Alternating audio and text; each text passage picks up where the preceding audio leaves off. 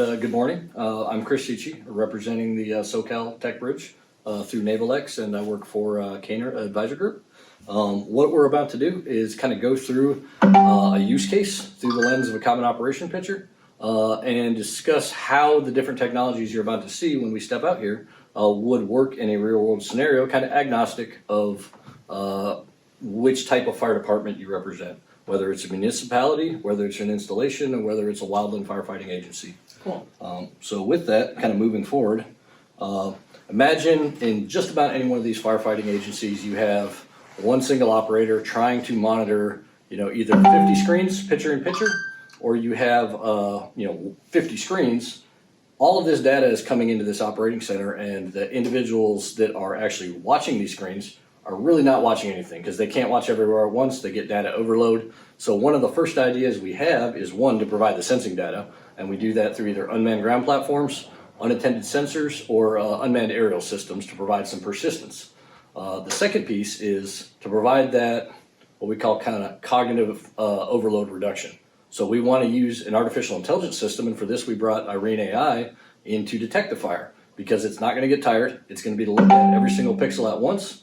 And then from there, it's going to be able to do what we call computer vision and detect and classify a fire based off either the fire or the smoke and provide a user alert. And in this case, the user alert is popping up on our screen, and now the single operator is going to wake up, pay attention, and go, oh, there's a fire. Let me check it out, and enter into what we call capability mode. From that, there'll be the next type of algorithmic capability that we're going to talk about. So using that same type of sensor data for atmospherics, whether it's wind temperature, direction, speed, and the available fuel load, which is really how much burnable material there is over a given unit of area, and what is the moisture content of that burnable material. So if you can just imagine wind whipping the fire up, the fuel actually being really dry, drives a faster fire, for example. What we're representing right here in the orange is how fast this fire and in what direction it may move, and that's really going to enable a decision point for the human operator. The next thing is a lot of times currently, actually pretty much everywhere currently, this is done by an experienced individual. He'll look at the weather report, he'll look where the fire was, he'll look at a fuel load analysis that was conducted by manual means, and he'll make a personal determination of what direction he thinks that's going. So we always want to be able to validate with the man in the loop. So what we want to do is have that information readily accessible.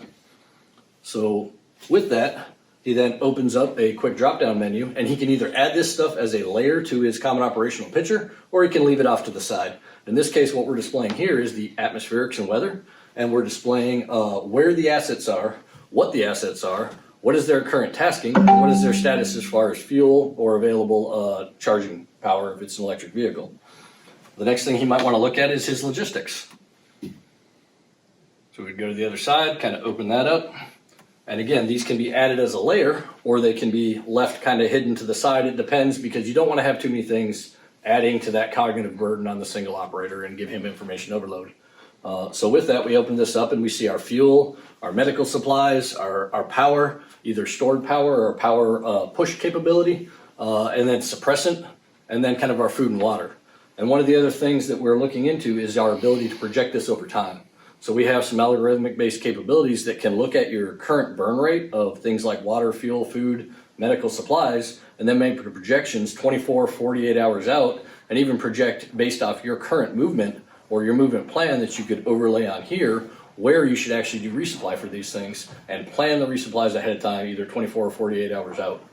The next thing is our communication status, and just knowing which frequencies I have available, who is on those individual frequencies, and what's the status of that current communications.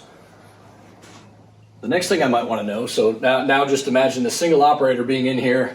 He had the alert, he looked at what was there, he applied his judgment to what's happening, and he called the chief.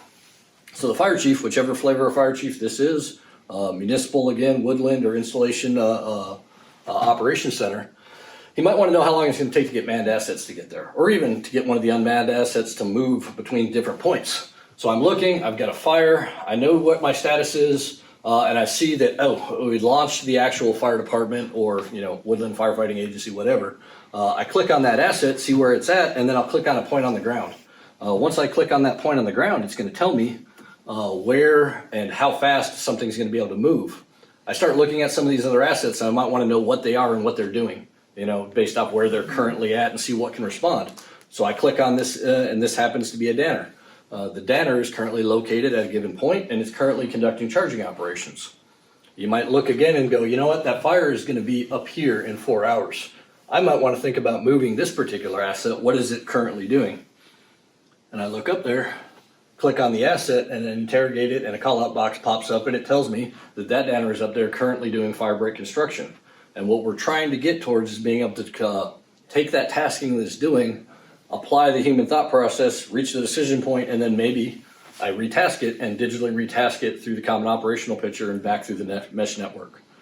So this is kind of how we envision the use case for all the different technologies in Project Vesta. What we're really hoping to gather by presenting this to you in this kind of format is you guys are the experts. This was our thought going in, this is our going in argument, and we're looking for feedback on how you would like it displayed, what types of data you would like displayed, and honestly, is a common operational picture something you want inside your agency?